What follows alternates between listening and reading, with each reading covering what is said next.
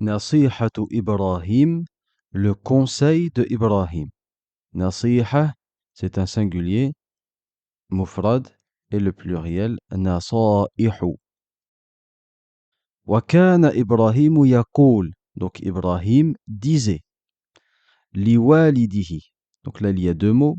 Li, a, et walidi, père. Il y a trois mots, pardon. Et le hi, son. Donc a, son père. Walid, c'est le père. Ya abi. Ya, c'est pour appeler quelqu'un. Oh, abi, oh mon père. Donc là, c'est encore un autre mot. Le walid, c'est forcément le père biologique, alors que aboun pourra être utilisé pour autre chose. Et on a multiples exemples dans le Coran où le mot aboun ou bien le pluriel abaun est utilisé pour le grand-père, l'oncle, les ancêtres et autres. Ya abi, limadha, pourquoi, ta'budu, tu adores. Ici c'est anta. Ta'budu hadhil asnam. Pourquoi adores-tu ces idoles? Wa ya abi, ô mon père, limadha tasjudu, pourquoi tu te prosternes li hadhil asnam. Wa ya abi, ô mon père, pourquoi tu questionnes, tu demandes hadhil asnam à ces idoles. Inna, ça je pense que c'est nouveau. Inna, c'est pour appuyer. D'accord? Appuyer la parole pour dire que vraiment, ce que je vais dire, c'est vrai. Il n'y a pas de doute. Inna hadhil asnam, certes ou assurément, ces idoles, la tatakallamu, ne parlent pas, wa la tasma'u, et n'entendent pas.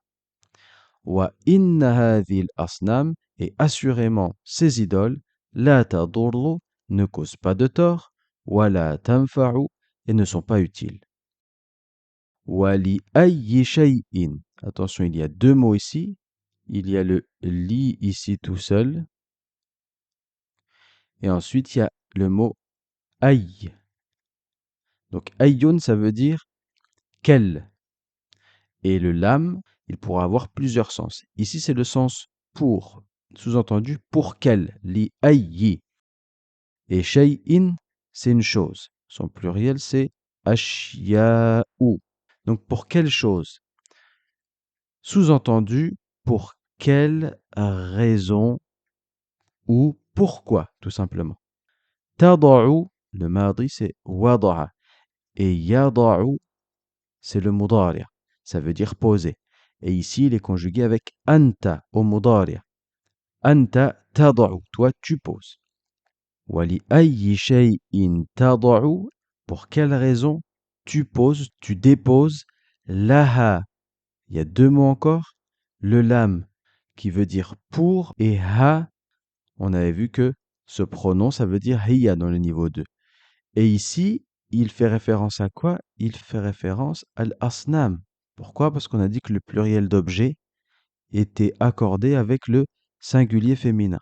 Pour quelle raison tu poses pour elle ou tu déposes pour elle at-ta'ama wa sharab, la nourriture et la boisson. Wa inna hadhil asnama ya abi, et assurément ces idoles, ô mon père, la ta'kulu, elles ne mangent pas, wa la tashrabu, et elles ne boivent pas. Shariba, c'est le mardi. Wa kana azaru yaghdabu. Le fi'al c'est ghadiba au mardi. Donc Azar se mettait en colère. Yaghdabu.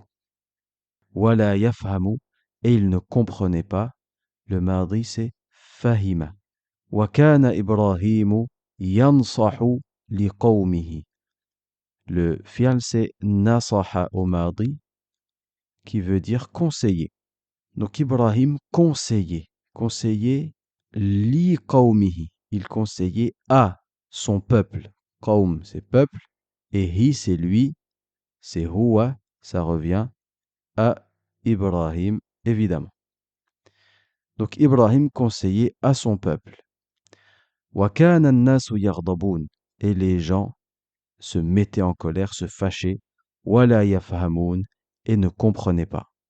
Qala Ibrahim, Ibrahim a dit, Ana aksirul asnam. Le mot ana sera un peu spécifique. Lorsqu'on fera la liaison, c'est-à-dire qu'il sera suivi de quelque chose, on ne prononcera pas son allongement. Et lorsqu'on s'arrêtera dessus, on prononcera l'allongement. Ceci est valable pour des textes comme ceci, et c'est valable également dans la récitation du Coran. Qala Ibrahimu ana aksiru. C'est le mudari', évidemment de kasara, il est conjugué avec ana. Ana aksiru. Je vais casser. Le mudari', comme je l'ai déjà expliqué plusieurs fois, ça peut être du présent ou du futur. Là, on comprend que c'est du futur. Moi, je vais casser les idoles. Idha dhahaba nas. Idha, très important, ça veut dire lorsque, mais c'est utilisé uniquement pour le futur. Lorsque les gens seront partis ou lorsque les gens partiront. Dhahaba, c'est le mardi de yadhabu, qui veut dire partir, et il est ici au mardi.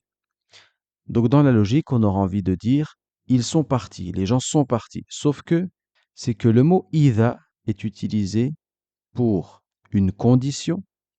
L'action ne s'est donc pas encore produite, donc tout verbe qui viendra après sera dans un sens futur, ça ne s'est pas encore produit. Peu importe que vous trouviez la forme mardi comme ici, zahaba ou bien yazhabu, ce sera une action qui n'est pas encore accomplie. D'accord? Donc on traduira je casserai les idoles lorsque les gens seront partis ou lorsque les gens partiront. Wahina idhin, et à ce moment-là, yafhamun nas, les gens comprendront. On lit le tableau ensemble. Abun, aba'un, donc père ou bien ancêtre, comme je vous ai dit, c'est pas forcément le père biologique. Inna, certes, assurément, c'est pour appuyer. Hina idhin, ici vous pouvez rajouter une kasra, à ce moment-là. Sharabun, boisson. Ghadiba yardabu, se mettre en colère. Qawmun, aqwamun, ici il y a une fatha et ici un soukoun. Peuple, gens. Nasaha yansahu, conseiller. Ha, évidemment, ça correspond à hiya, et donc ça pourra être elle ou son, ça, de la possession, ça. Wada'a yada'u, mettre ou poser. Ya, c'est pour appeler. O. Ida, lorsque, mais vous pouvez rajouter que c'est pour le futur. Ana, je ou moi. Zahaba yadhabu, aller, s'en aller ou partir. Shariba yashrabu, boire. Fahima yafhamu, comprendre. Li ayyi shay'in, ici il y a une kasra. Pourquoi? Pour quelle raison? Nasihatun, nasaihu, conseil. Walidun, c'est le père biologique. Et le ya à la fin d'un mot, comme quand il était utilisé dans le texte Abi, mon père. D'accord? Ça correspond à Anna.